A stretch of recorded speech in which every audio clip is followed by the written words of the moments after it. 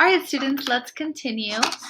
We left off with low mass stars. We did a main sequence star. Now we're moving on to a red giant. At this time, the star has doubled in size, okay, and it spends about 10% of its lifespan in this phase. Now, what causes it to get bigger? We talked about the forces inside of a star, so keep that in mind. During a red giant phase, the red giant phase, it's no longer fusing hydrogen into helium. It has actually ran out of hydrogen,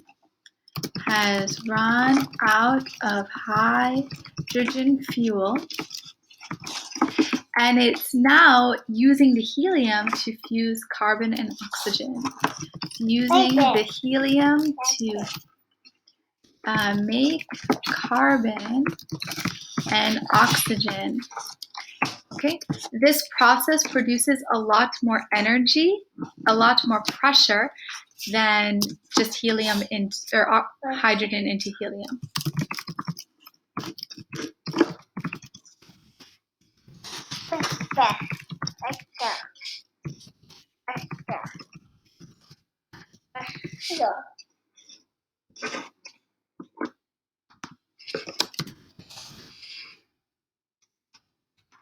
Okay, so you can imagine we have this pressure inside, but now we have more pressure.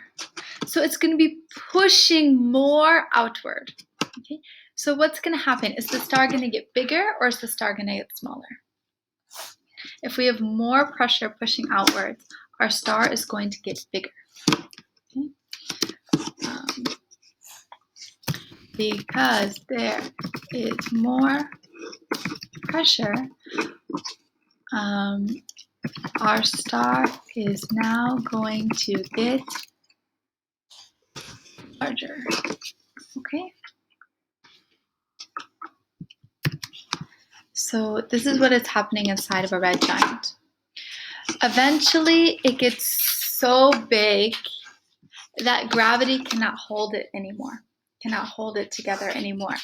And so the outer layers just start to drift off into space.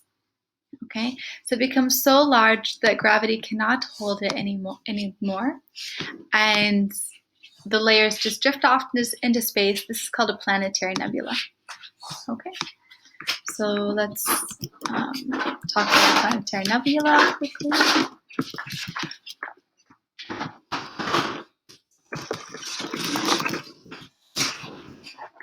Okay, the star has become so large that gravity can no longer hold onto its outer layers. These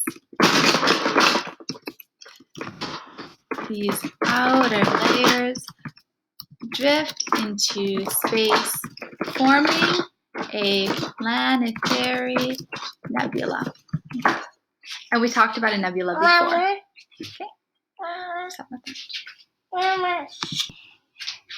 All right, and what's left behind after these layers drift away is a white dwarf. Okay, this is the core of the star. Okay, and so after that, after the layers have drifted off, what is left is a white dwarf.